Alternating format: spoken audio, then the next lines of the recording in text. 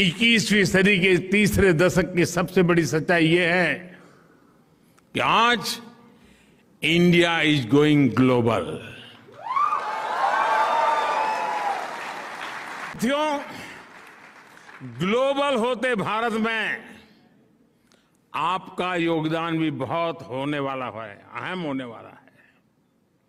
आज भारत में लोकल के प्रति जो क्रेज पैदा हुआ है वो वैसा ही है जब आजादी के आंदोलन के समय स्वदेशी वस्तुओं के लिए पैदा हुआ था।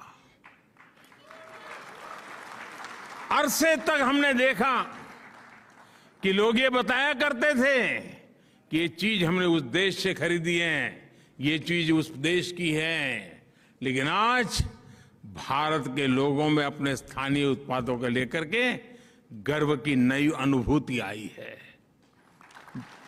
आपको भी पता होगा, आज से 20 साल 10 साल पहले जब आप घर चिट्ठी लिखते थे कि मैं फलानी तारीख को आ रहा हूं, तो फिर घर से चिट्ठी आती थी, आते समय ये ले आना। आज जब जाते हो तो घर से चिट्ठी आती है कि यहां सब मिलता है, मत लाना।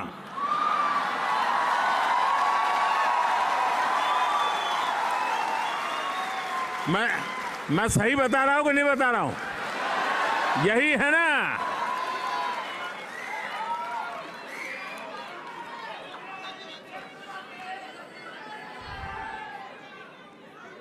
दोस्तों, यही ताकत है और इसलिए मैं कहता हूं वोकल फॉर लोकल।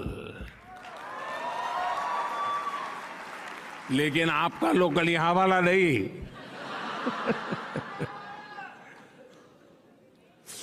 दोस्तों, ये जो दम पैदा हुआ है ना, इस चीज को बनाने में किसी भारतीय की मेहनत लगी है। उस हर प्रोडक्ट के किसी भारतीय के पसीने की महक है दोस्तों, उस मिट्टी की सुगंध है दोस्तों।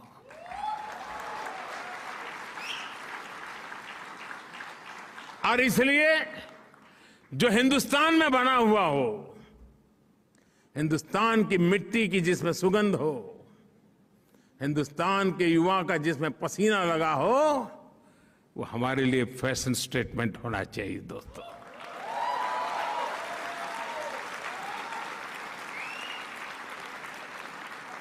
आप देखिए, एक बार ये फीलिंग अनुभव करेंगे ना, तो वाइब्रेशन अगल बगल में पहुंचते देने लगे लोगों। और फिर देखना जब जाओगे आप कि मैं हिंदुस्तान जा रहा हूं 10 दिन के लिए, तो यहां से लोग चिट्ठी देंगे कि वापस आते समय हिंदुस्तान से ले आना।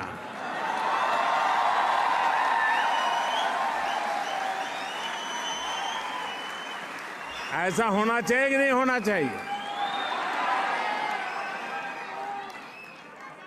ये काम आपको करना चाहिए कि नहीं करना चाहिए? देशियों में एक शानदार उदाहरण बताता हूं आपको। बड़ा सिंपल सा उदाहरण बताता हूं, और मैं उदाहरण देना चाहूं खादी। आप में से सब खादी को जानते हैं। आते ही नेता दिखता था, नेता दिखते ही खादी दिखती थी। जिस खादी को महात्मा गांधी ने जिया, जिस खादी ने भारत में आजादी के आंदोलन को ताकत दी, लेकिन दुर्भाग्य से आजादी के बाद उस खादी का भी वही हाल हुआ जो आजादी के दीवानों के सपनों का हुआ था। क्या देश का दायित्व नहीं था? जिस खादी से गरीब मां को रोजी मिलती है, जिस खादी से विधवा मां को अपने बच्चों को बड़ा बनाने के लिए सहारा मिलता था, लेकिन धीरे धीरे धीरे उसको उसके नसीब पर छोड़ दिया गया और एक प्रकार से वो मृत्यु के कगार पर आके खड़ा था। मैं मुख्यमंत्री बना तो मैंने बीड़ा उठाया।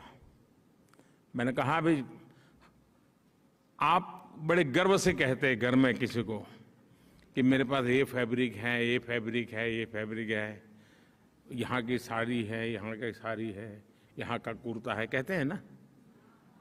हाँ बोलो तो सही। अरे सच बोलने में क्या जाता है यार। तो मैं कहता था यार एक आध खादी भी तो रख लो, मेरे पास ये फैब्रिक है, खादी भी रख लो। साथियों बात बहुत छोटी थी, लेकिन मैं आज देश के सामने सर झुकाता हूं।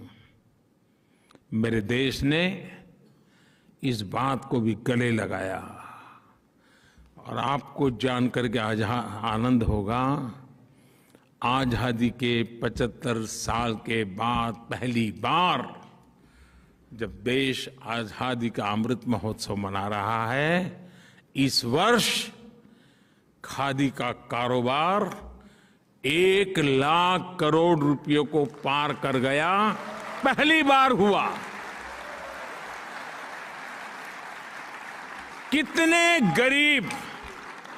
कितने गरीब विधवा माताओं को रोजी रोटी मिली होगी। देखो पिछले 8 साल में खादी के उत्पादन में जो लगभग 250% की वृद्धि हुई है। और आप दायरा देखिए दोस्तों, मैं जिस मिजाज से स्टार्टअप की बात करता हूं ना, उसी मिजाज से खादी की भी बात करता हूं। जिस मिजाज से मैं सैटेलाइट की बात करता हूं, उसी मिजाज से मैं सॉइल की भी बात करता हूं।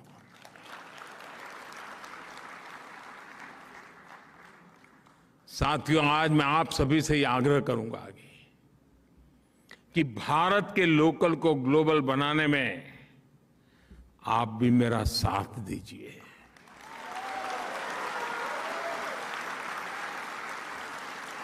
यहां के लोगों को भारत के लोकल की विविधता, भारत के लोकल की ताकत, भारत के लोकल की खूबसूरती से परिचित आप बहुत आसानी से करवा सकती है। साथियों गेहूं की कमी का सामना दुनिया कर रही है। फूड सिक्योरिटी के लेकर के दुनिया में बड़े बड़े देश चिंतित है। उस समय हिंदुस्तान का किसान दुनिया का पेट भरने के लिए आगे आ रहा है।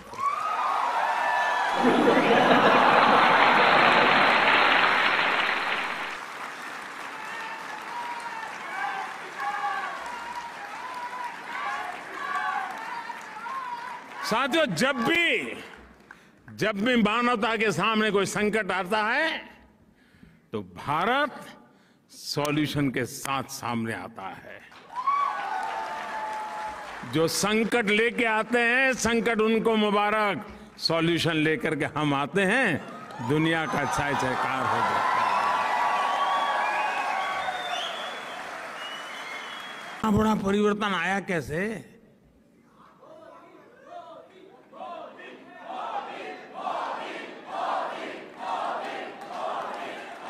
जी नहीं साथियों, आपका आंसर गलत है।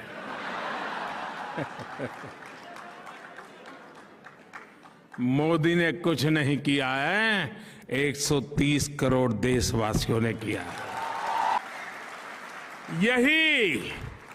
दोस्तों यही नया भारत है, यही नए भारत की ताकत है।